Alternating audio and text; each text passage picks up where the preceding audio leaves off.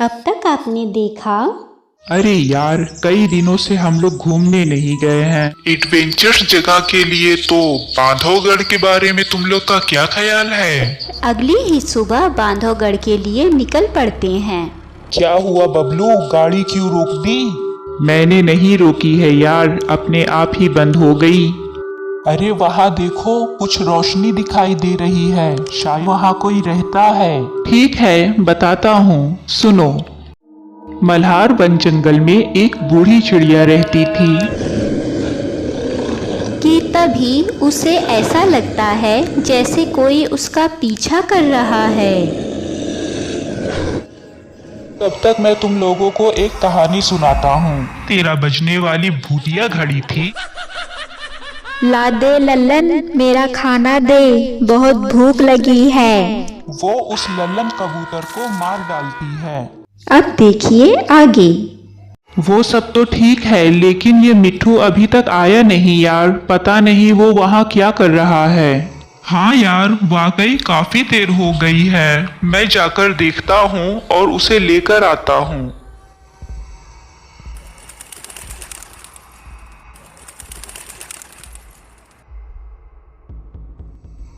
कालू कौआ वहां से उठकर मिट्ठू तोता के पास जाने के लिए निकल पड़ता है। कालू कौआ बड़बड़ाता हुआ चला जा रहा था कि तभी उसे किसी के चीखने की आवाज सुनाई देती है। कालू कौआ डरते घबराते हुए इधर उधर देखने लगता है।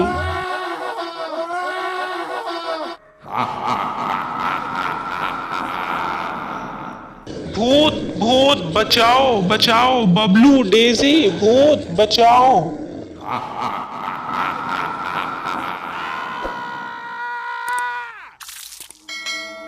जंगल का वो भूतिया चिड़ा कालू कौवे को मार देता है। हे गाइस, क्या तुम लोगों ने भी सुना? क्या पिंकी? मुझे ऐसा लगा जैसे कालू हमें आवाज दे रहा है। नहीं पिंकी, ये तुम्हारा वहम है। हाँ, हो सकता है, शायद ये मेरा वहम हो। वैसे डेजी, तुम भी तो कुछ बताओ। अच्छा ठीक है, तो सुनो। ये कहानी ऐना चिड़िया की है जो अपनी सास के साथ रहा करती थी।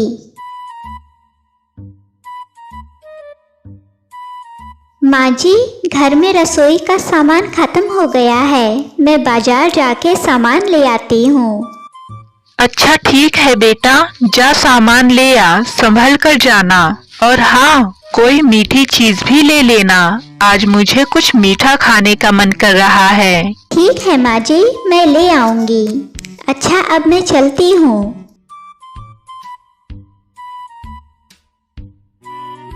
रसोई का सारा सामान तो मैंने ले लिया है, अब घर चलना चाहिए। माँ जी इंतजार कर रही होंगी। ये कहते हुए ऐना घर की तरफ जाने के लिए आगे बढ़ने लगती है कि तभी उसके कान में एक आवाज आती है। ले लो 1 रुपए में डेयरी मिल्क कैडबरी, 1 रुपया 1 रुपया। अरे इतनी महंगी चॉकलेट ये सिर्फ 1 रुपए में बेच रहा है।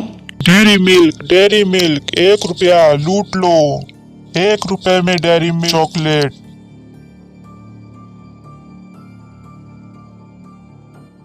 ए सुनो, इतनी महंगी चॉकलेट तुम इतनी सस्ती क्यों दे रहे हो? चॉकलेट मेरा है, मर्जी मेरी है। चॉकलेट महंगी बेचूं या सस्ती, तुम सिर्फ खरीदने से मतलब रखो। खरीदना है तो बोलो, नहीं तो जाओ। अच्छा ठीक है, लाओ मुझे 3 चॉकलेट दे दो। 1 रुपए में चॉकलेट, 1 रुपए में, 1 रुपए में डेयरी मिल्क चॉकलेट। वो सेलर ऐना को चॉकलेट दे देता है 1 रुपए में चॉकलेट और 1 वो रुपए अपने में, घर 1 जाने रुपए लगती में, है। डेयरी मिल्क चॉकलेट 1 रुपए में, लूट लो। भगवान के नाम पे कुछ दे दो, बहुत भूख लगी है। ऐना उस भिखारी को देखने लगती है और उसे एक चॉकलेट दे देती है और घर चली आती है। माँ जी, मैं आ गई। रसोई का सामान ले आई बेटा? हाँ माँ जी, और चॉकलेट भी लाई हूँ। आपको मीठा खाने का मन कर रहा था ना? अच्छा किया चॉकलेट ले आई, मैं रात को खाना खाने के बाद खाऊंगी। रात हो जाती है। ऐना और ऐना की सास खाना खा के बिस्तर पर आ जाते हैं। वाह, पेट भर के खाना खा लिया, अब कुछ मीठा खाने का मन कर रहा है। अरे हाँ, ऐना कह रही थी कि वो चॉकलेट लाई है। चलो चॉकलेट खा लेती हूँ। वो चॉकलेट खाने लगती है और खाकर सो जाती है। दूसरे दिन ऐना की आंख खुलती है तो वो देखती है कि उसकी सास के बिस्तर पे एक चॉकलेट पड़ा हुआ है। वो अपनी सास को पूरे घर में तलाश करने लगती है। माँ जी, माँ जी, कहाँ हैं आप? माँ जी, सारा घर देख लिया लेकिन माँ जी तो कहीं नहीं है, कहाँ चली गई? वो बाहर आकर देखती है तो सड़क पर सब जगह चॉकलेट बिखरे हुए थे। ये क्या, पूरी सड़क खाली है, कोई भी नजर नहीं आ रहा है, बस पूरे सड़क पर चॉकलेट ही बिखरे हुए हैं। आखिर सभी लोग कहाँ गए? वो आश्चर्य से बिखरे हुए चॉकलेटों को देख रही थी। तभी उसके पीछे से कोई आवाज देता है। मैडम। वो घबरा कर पलटकर देखती है तो वही सेलर खड़ा था जिससे उसने चॉकलेट खरीदी थी। ये लो मैडम, आखिरी बचा है आपके लिए, फ्री में दे दूंगा। अच्छा, तो इसका मतलब जो भी उस चॉकलेट को खाया था वो चॉकलेट बन गया था। हाँ पिंकी, लेकिन गाइस इतनी देर हो गई है, कालू और मिट्ठू अभी तक लौट कर नहीं आए। हाँ डेजी, काफी देर हो गई है, अब तक तो कालू और मिट्ठू को आ जाना चाहिए था। यार ये भी तो सोचो, जिसने यहाँ टेंट लगाया है वो लोग भी अभी तक नहीं आए, ऊपर से कालू भी जाकर वहीं रुक गया। अच्छा, मैं जाकर देखती हूँ आखिर वो दोनों वहाँ क्यों रुके हुए हैं, बुलाकर लाती हूँ मैं उन दोनों को। डेजी भी वहाँ से उठकर मिट्ठू और कालू को बुलाने के लिए निकल जाती है। वो कुछ दूर पहुँचती है तो उसे किसी चीज से ठोकर लगता है और वो जमीन पर गिर जाती है। ठोकर लग गई, क्या चीज है, जरा देखूं तो। वो उठकर देखती है तो मिट्ठू और कालू की लाश पड़ी हुई थी। कालू, मिट्ठू, ये क्या हो गया? उठो कालू, मिट्ठू उठो, किसने मार दिया तुम दोनों को? बबलू, पिंकी, जल्दी आओ, कालू और मिट्ठू को किसी ने मार दिया है। बबलू, ये तो डेजी की आवाज है, वो हमें चिल्लाकर बुला रही है। हाँ पिंकी, वो बहुत घबराई हुई सी हमको बुला रही है, जल्दी चलो। बबलू और पिंकी जल्दी से उठकर डेजी की तरफ भागने लगते हैं।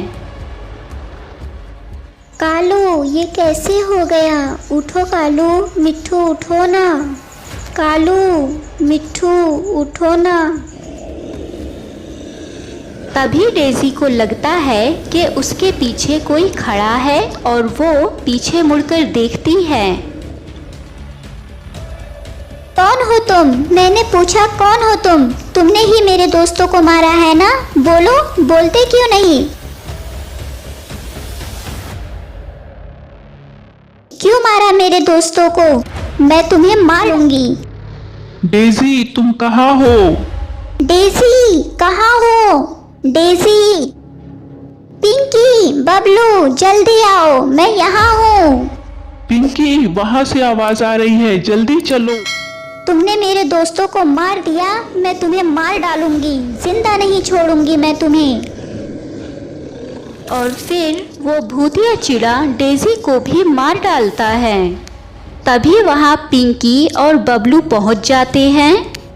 डेजी, डेजी, डेजी, उठो, क्या हुआ तुम्हें?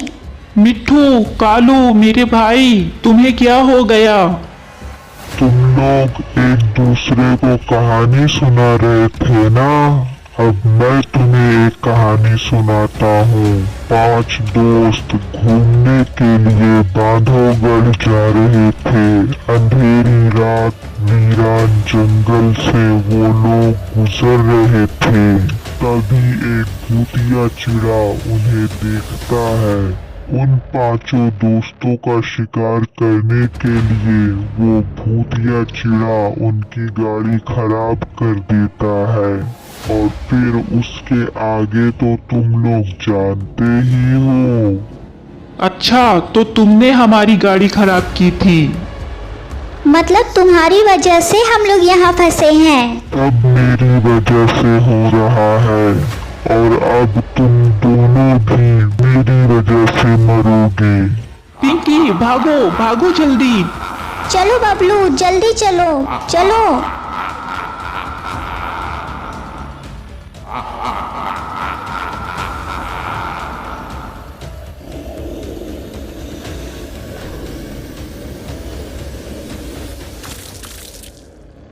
आखिर वो भूतिया चिड़ा पिंकी और बबलू को भी मार डालता है।